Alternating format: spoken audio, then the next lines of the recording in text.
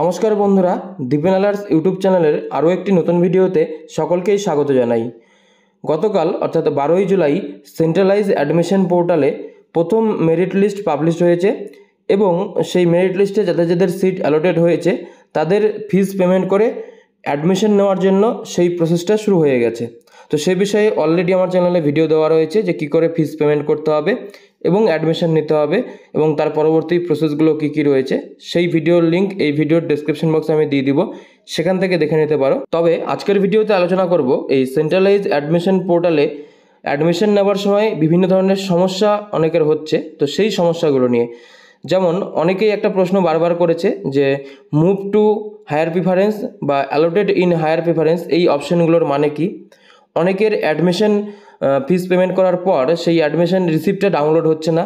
অনেকেরই আবার কলেজ পছন্দ হয়নি, অনেকের কলেজে নাম আসেনি, কারো ক্ষেত্রে আপগ্রেডেশন করতে পারছে না, কেউ আবার আপগ্রেডেশন জিনিসটা বুঝতে পারছে না। তো এই আপগ্রেডেশন বিষয়টা কি, অথবা যারা কলেজে চান্স পায়নি তাদের কি করতে হবে, যারা কলেজে চান্স পেয়েছে কিন্তু বর্তমানে অ্যাডমিশন নেবে না তাদেরই বা কী করতে হবে, অথবা পরবর্তী যে সেকেন্ড ফেজের লিস্ট বের হবে তখন তাদের কোনো নাম আসবে কি না যদি এখন অ্যাডমিশন না নেয়। এই ধরনের যে ছোটো ছোটো প্রশ্নগুলো অনেকের রয়েছে সেই বিষয়গুলো নিয়েই আজকের ভিডিওতে আলোচনা করব। তাই ভিডিওটিকে স্কিপ না করে শেষ পর্যন্ত দেখতে থাকো। ভিডিওটি ভালো লাগলে একটি লাইক করে দিবে এবং এই ধরনের বিভিন্ন ইনফরমেটিভ ভিডিওর আপডেট পাওয়ার জন্য যারা এখনও পর্যন্ত চ্যানেলটিকে সাবস্ক্রাইব করোনি নিচে থাকা লাল বাটনে ক্লিক করে সাবস্ক্রাইব করে পাশে থাকা বেল আইকনটিকে বাজিয়ে রাখবে। আর যারা ফেসবুকে দেখছো তারা ফেসবুক পেজটিকে ফলো করে রাখবে। আমি এখানে একটা ক্যান্ডিডেটের যে প্রিফারেন্স লিস্ট সেটা ওপেন করে আছি এবং এটা দিয়েই তোমাদেরকে বুঝিয়ে দিব। মোট 20টা প্রিফারেন্স অ্যাড করেছে এবং প্রথম যে প্রিফারেন্সটা সেটা তোমাদের সামনে তোমরা দেখতে পাচ্ছ, 1 নম্বর কলেজটা। এবং এইভাবে পরপর 2, 3, 4, 5 করে বিভিন্ন সাবজেক্ট এবং বিভিন্ন কোর্স অনুযায়ী বিভিন্ন ধরনের কলেজে বা বিভিন্ন ইউনিভার্সিটিতে অ্যাপ্লাই করেছিল। এর ক্ষেত্রে এর যে 20টা কলেজ সিলেক্ট করেছিল তার মধ্যে এর প্রিফারেন্সের 5 নম্বর যে কলেজটি আছে তোমরা এখন অন স্ক্রিনে দেখতে পাচ্ছ, সেই কলেজে এর জন্য সিট অ্যালোটেড হয়েছে এবং এখানেই টেক অ্যাডমিশনের অপশানটা দেওয়া রয়েছে। বাকি অন্য কোনো কলেজে গেলে এই টেক অ্যাডমিশনের অপশানটা সে কিন্তু পাবে না বা কোথাতেও অ্যালোটেড দেখাচ্ছে না, শুধুমাত্র এই 5 নম্বর কলেজেই দেখাচ্ছে এবং এখানেই এই অ্যাডমিশন নিতে পারবে। আর যেহেতু এই কলেজে ওর সিট অ্যালোটেড হয়েছে তাই পরবর্তী নিচের 6 থেকে 20 নম্বর সমস্ত কলেজগুলোতেই কিন্তু শো করছে অ্যালোটেড ইন হায়ার প্রিফারেন্স, অর্থাৎ ও যে কলেজগুলো সিলেক্ট করেছিল তার মধ্যে 5 নম্বর কলেজ থেকে 20 নম্বর কলেজ পর্যন্ত সবগুলো কলেজের জন্যই এলিজিবল রয়েছে, কিন্তু সবথেকে হাইয়েস্ট প্রিফারেন্সের কলেজ যেটা হচ্ছে 5 নম্বর কলেজ সেখানে সে চান্স পেয়েছে। তাই 6 থেকে 20 নম্বর কলেজে তার দেখাচ্ছে অ্যালোটেড ইন হায়ার প্রিফারেন্স।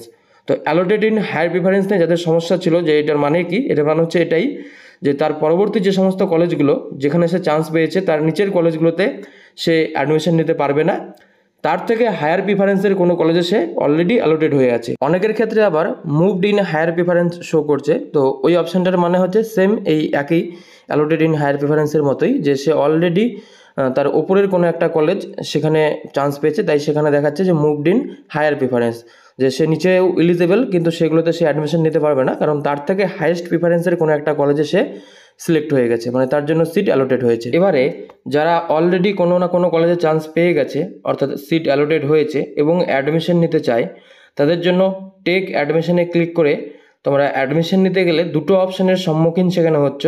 প্রথম যে অপশানটা সেটা হচ্ছে সিলেক্ট সিট। তো তুমি যে কলেজে চান্স পেয়েছো সেখানে কোন সিটে চান্স পেয়েছো, সেটা আনরিজার্ভড না কোনো ক্যাটাগরিতে তুমি চান্স পেয়েছো। যেমন আমি যেই ক্যান্ডিডেটের দেখাচ্ছি সে তার কাস্ট ক্যাটাগরির জন্য এই কলেজে চান্স পেয়েছে, মানে কাস্টের র্যাঙ্ক অনুযায়ী, তো সেজন্য সেই অপশানটা শো করছে। কেউ যদি এখানে আনরিজার্ভডে চান্স পেয়ে থাকে সেক্ষেত্রে আনরিজার্ভড অপশানটা শো করবে, তো সেই অপশানটা তোমাদের এখানে সিলেক্ট করতে হবে। এরপর রয়েছে do you want to upgradation. এই আপগ্রেডেশন বিষয়টা কি, এটা অনেকেই প্রশ্ন করেছে। তো প্রথমেই বলে রাখি, আপগ্রেডেশনের বিষয়টা হলো শুধুমাত্র তাদের জন্য যারা তাদের হাইয়েস্ট প্রিফারেন্সের কলেজে চান্স না পেয়ে নিচের কোনো কলেজে চান্স পেয়েছে। যেমন এক্ষেত্রে এই 5 নম্বর কলেজে সিট অ্যালোটেড হয়েছে, তার মানে 1 থেকে 4 নম্বর কলেজগুলোতে তার জন্য চান্স হয়নি। তাই এই ক্যান্ডিডেট যদি ইচ্ছে করে তাহলে আপগ্রেডেশন অপশানটাতে ইয়েস করে রাখতে পারবে এবং সেক্ষেত্রে সেকেন্ড রাউন্ডে যদি 1 থেকে 4 নম্বর কলেজে সিট ফাঁকা থাকে সেখানে তার আপগ্রেড হয়ে যাবে। আর নিচের যে কলেজগুলো রয়েছে 6 থেকে 20 পর্যন্ত সেখানে দেখাবে অ্যালোটেড ইন হায়ার প্রিফারেন্স। তো সেই কলেজগুলোতে চান্স পেলেও সেখানে কিন্তু তার অ্যাডমিট হবে না, কেননা তার থেকে হাইয়েস্ট প্রিফারেন্স যে 5 নম্বর কলেজটা সেখানে সে চান্স পেয়ে গেছে। তো আপগ্রেডেশন অপশনের মানে হচ্ছে এটাই, তুমি যে কলেজে চান্স পেয়েছো তার উপরে যদি কোনো কলেজ থেকে থাকে সেখানে তুমি পরবর্তী যে ফেজ হবে সেখানে আপগ্রেড হতে পারবে যদি সেখানে সিট ফাঁকা থাকে। তবে এই আপগ্রেড করার জন্য এই ডু ইউ ওয়ান্ট আপগ্রেডেশনের যে সিলেক্ট অপশন রয়েছে সেখানে দুটো অপশন পাবে। তো সিলেক্টে ক্লিক করে ইয়েস করে রাখবে। যাদের কলেজ পছন্দ হয়নি, ওপরের কলেজগুলোতে পেতে চাও, তারা এখানে আপগ্রেডেশন অপশনটাকে ইয়েস করবে। আর যাদের কলেজ পছন্দ হয়ে গেছে তারা এখানে এটাকে নো করবে। তবে অনেকের ক্ষেত্রে এই অপশনটা শো করবে না। যারা প্রথম প্রিফারেন্সের যে কলেজটা অর্থাৎ 1 নম্বর কলেজে চান্স পেয়ে গেছো, তাদের ওপরে আর কোনো কলেজ নেই বলে তারা এই আপগ্রেডেশনের সুযোগ কিন্তু পাবে না। এবার কেউ 1, 2 বা 3 নম্বর কলেজে চান্স পেয়েছে, কিন্তু পরবর্তীতে নিচের যে কলেজগুলো রয়েছে অর্থাৎ তার প্রিফারেন্স লিস্টের নিচের দিকের কলেজগুলোতে সে অ্যাডমিট হতে চায়, সেক্ষেত্রে এই রাউন্ডে তার পক্ষে আর কিছু করা সম্ভব নয়, কেননা যেহেতু তার হাইয়েস্ট যে প্রিফারেন্স সেখানে তার মুভড হয়ে গেছে অর্থাৎ অ্যালোটেড হয়ে যায় সিট, তাই সে নিচেরগুলোতে এই রাউন্ডে আর ভর্তি হতে পারবে না। তার জন্য তাকে পরের রাউন্ডের জন্য ওয়েট করতে হবে এবং সেকেন্ড যে রাউন্ড হবে সেখানে আবারও নতুন করে তোমরা যেভাবে কলেজ সিলেক্ট করেছিলে অর্থাৎ প্রিফারেন্স লিস্ট ক্রিয়েট করেছিলে সেই প্রিফারেন্স লিস্ট ক্রিয়েট করতে পারবে এবং তোমার যে মেরিট র্যাঙ্ক এবং ইন্ডেক্স রয়েছে সেগুলো অনুযায়ী মেরিট লিস্ট অনুযায়ী সেখানে যদি সিট থাকে তুমি সেখানে অ্যাডমিশন নিতে পারবে। এবার যারা কোনো না কোনো কলেজে চান্স পেয়েছো কিন্তু সেই কলেজটা তোমার পছন্দ নয়, অথবা সেই কলেজের নিচের কোনো কলেজে অ্যাডমিশন নিতে চাইছো, সেক্ষেত্রে তোমাদের জন্য যে বিষয়টা জানা দরকার সেটা হচ্ছে তুমি যে কলেজে বর্তমানে চান্স পেয়ে আছো সেই কলেজে এখন যদি তুমি অ্যাডমিশন না নাও, সেক্ষেত্রে পরবর্তী রাউন্ডে এই কলেজের যে সিটটা সেটা কিন্তু ক্যান্সেল হয়ে যাবে এবং তোমার জন্য এই সিট আর অ্যাভেলেবেল থাকবে না। তবে বর্তমানে তুমি যদি অ্যাডমিশন নিয়ে রাখো এবং পরবর্তীতে আবারও সেকেন্ড রাউন্ডে কাউন্সেলিং করো, সেক্ষেত্রে এই রাউন্ডের যে সিট সেটা তোমার জন্য তো বুক হয়েই রইলো অর্থাৎ অ্যাডমিশন থেকেই গেল, এবং পরবর্তী রাউন্ডে যদি তুমি চান্স না পাও সেক্ষেত্রে কিন্তু এই সিটটা আর ক্যান্সেল হবে না। যদি পরবর্তী রাউন্ডে তুমি চান্স পেয়ে যাও, সেখানে যদি যেতে চাও, তখন শুধুমাত্র তোমার এই বর্তমান যে অ্যাডমিশনের সিটটা সেটা ক্যান্সেল হবে। এবার যারা বর্তমান যে কলেজটা পেয়েছো সেখানে অ্যাডমিশন নিতে চাইছো না অথবা যারা আপগ্রেড করতে চাইছো, তাদের জন্য একটা জিনিস জেনে রাখা দরকার। প্রথমেই তোমরা তোমাদের মেরিট ইন্ডেক্স, জিএমআর অর্থাৎ জেনারেল মেরিট র্যাঙ্ক এবং সিএমআর অর্থাৎ কাস্ট মেরিট র্যাঙ্ক, এই 3টে জিনিস চেক করবে। এরপরে যে কলেজে তুমি আপগ্রেড করতে চাইছো বা পরবর্তীতে যে কলেজে ভর্তি হতে চাইছো সেই কলেজের দেখবে মেরিট লিস্ট রয়েছে, যেখানে যারা যারা অ্যাপ্লাই করেছে তাদের মার্কস অনুযায়ী একটা মেরিট লিস্ট দেওয়া হয়েছে এবং ডান দিকেই অ্যালটমেন্ট বলে একটা লিস্ট রয়েছে।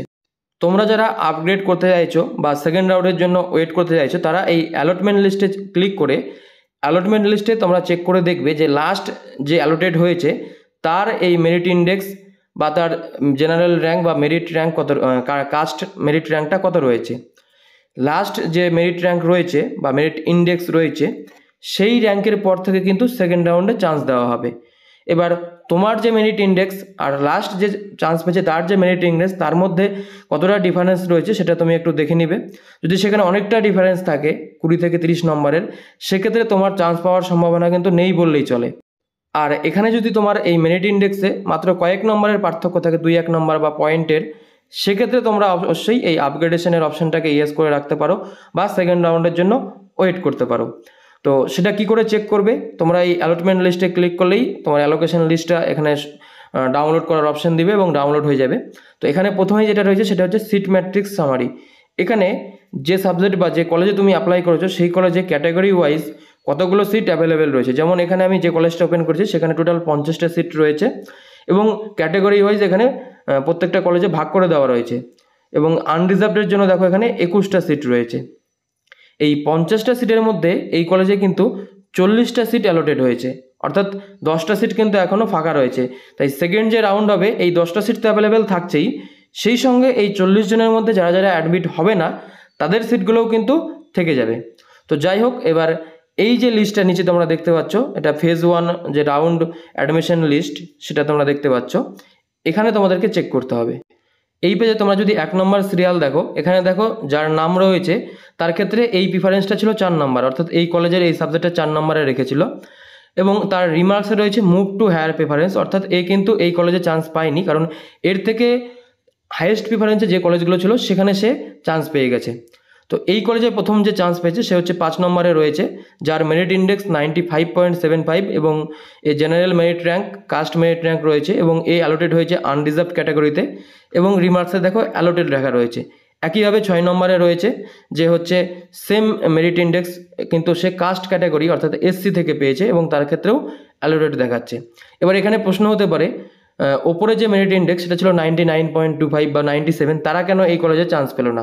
তো তাদের ক্ষেত্রে তোমরা দেখবে ডান দিকে যে প্রিফারেন্স নম্বর বলে রয়েছে সেখানে তারা কিন্তু এই কলেজটাকে প্রথম চয়েসে রাখেনি, তাদের প্রিফারেন্স ছিল 4 নম্বর, বা সেকেন্ড যে স্টুডেন্ট তার ক্ষেত্রে 2 নম্বর। তো তাই তারা কিন্তু হাইয়েস্ট মার্ক পাওয়া সত্ত্বেও এই কলেজে চান্স পায়নি, তাদেরটা হায়ার প্রিফারেন্সের যে কলেজ ছিল তাদের ক্ষেত্রে সেখানে সে চান্স পেয়ে গেছে।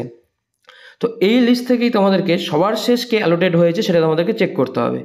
তো আমি সেটা একটু দেখিয়ে দিই, এখানে একটু স্ক্রল করে, আমি ডিটেলসে ভালো করে চেক করলাম না, তোমরা এটা ভালো করে চেক করে দেখবে। এখানে কিন্তু অনেকগুলোই পৃষ্ঠা রয়েছে, আমি 15 নম্বর পৃষ্ঠাতে গিয়ে লাস্ট যেটা পেলাম অ্যালোটেড শো করছে 299 নম্বর যে ক্যান্ডিডেট, তার মেরিট ইন্ডেক্স হয়েছে 80.50 এবং অ্যালোটেড দেখাচ্ছে। অর্থাৎ এরপরে যে সেকেন্ড ফেজের অ্যালটমেন্ট লিস্ট দিবে সেখানে কিন্তু এই 80.50 এই মার্কের পরে অর্থাৎ 79, 78 এই মার্কগুলোর কিন্তু প্রিফারেন্স আগে পাবে, অর্থাৎ তারা কিন্তু অ্যালোটেড হবে। তো তোমার মেরিট ইন্ডেক্স আর এই লাস্ট যে পেয়েছে তার মেরিট ইন্ডেক্সের পার্থক্যটা তোমরা দেখে নিবে। তারপর যদি দেখো যে তোমরা চান্স পেতে পারো, সম্ভাবনা রয়েছে, তাহলেই এখন বর্তমান কলেজে অ্যাডমিশন না নিয়ে সেকেন্ড লিস্টের জন্য ওয়েট করতে পারো। এবার আসি, অনেকেরই পেমেন্ট নিয়ে একটা সমস্যা হচ্ছে, অনেকে পেমেন্ট করেছে সাকসেসফুল হয়েছে কিন্তু রিসিপ্টটা ডাউনলোড করতে পারছে না, অনেকে পেমেন্ট করেছে টাকা কেটে নিয়েছে কিন্তু পেমেন্টটা সাকসেসফুল হয়নি, বা কারো ক্ষেত্রে পেমেন্ট করতেই পারছে না, মানে ওয়েবসাইটই ওপেন হচ্ছে না। যাদের ওয়েবসাইট ওপেন হচ্ছে না বা পেমেন্ট করতে পারেনি তাদের জন্য সেরকম কোনো প্রবলেম নেই, তারা ওটা অন্য সময় ট্রাই করো। যেহেতু এখন অনেকেই এটা ট্রাই করছে তাই সার্ভারের এটা সমস্যা, এটা একটা টেকনিক্যাল ইস্যু, তোমরা অন্য টাইমে ট্রাই করে দেখো, এটা হয়ে যাবে। আর পেমেন্ট করার আগে অবশ্যই দেখবে সার্ভারটা ঠিক রয়েছে কিনা, যদি দেখো স্লো হয়েছে খুব বা ঠিকঠাক ওপেন হচ্ছে না সেক্ষেত্রে পেমেন্ট করবে না, কারণ পেমেন্টটা আটকে যেতে পারে। এবার যাদের পেমেন্টটা আটকে গেছে অর্থাৎ পেমেন্ট করেছো কিন্তু সাকসেসফুল হয়নি, টাকা কেটে নিয়েছে, তাদের জন্য বলবো তারা এদের যে হেল্প ডেস্ক নাম্বার রয়েছে সেই হেল্প ডেস্কে কন্ট্যাক্ট করে তোমাদের এই সমস্যাটা জানাবে, অথবা 3টে মেল আইডি দেওয়া রয়েছে যেটা তোমরা এখন অন স্ক্রিনে দেখতে পাচ্ছ, তো সেই মেল আইডিতেও তোমরা মেল করে এই সমস্যাটাকে জানাবে, তাহলে তারা সেখান থেকে এটাকে ঠিক করে দিবে। আর যাদের ক্ষেত্রে পেমেন্ট সাকসেসফুল হয়ে গেছে কিন্তু রিসিপ্টটা ডাউনলোড হচ্ছে না, তাদের ভয় পাওয়ার কোনো কারণ নেই, সার্ভার প্রবলেম বা টেকনিক্যাল ইস্যুর জন্য এটা হচ্ছে না ডাউনলোডটা। তো তোমরা এটা অন্য সময় ট্রাই করে দেখবে, বা কয়েকদিন পর, এটা যে অনেক দিন পর্যন্ত এখনও টাইম আছে, সেটা হচ্ছে 18 জুলাই পর্যন্ত, তো তার মধ্যে যে কোনো একটা সময় তোমরা সেটাকে ডাউনলোড করে নেবে, তাহলেই হবে। আশা করি যে প্রশ্নগুলো তোমাদের ছিল মোটামুটি সমস্ত প্রবলেমগুলো নিয়ে আমি আলোচনা করলাম। তো এরপরেও যদি কোনো সমস্যা থাকে অবশ্যই কমেন্ট করে জানাবে। এছাড়াও ভিডিওর ডেসক্রিপশন বক্সে আমার ফেসবুক পেজ, ফেসবুক প্রোফাইল বা ইনস্টাগ্রামের লিঙ্ক দেওয়া রয়েছে, সেখানে গিয়েও তোমরা সরাসরি আমার সাথে কন্ট্যাক্ট করে তোমাদের যে কোনো সমস্যা জানাতে পারো, সেখানে আমি সেই সমস্যাগুলো সমাধান করার চেষ্টা করব। তো আজকের ভিডিওটি এখানেই শেষ করছি।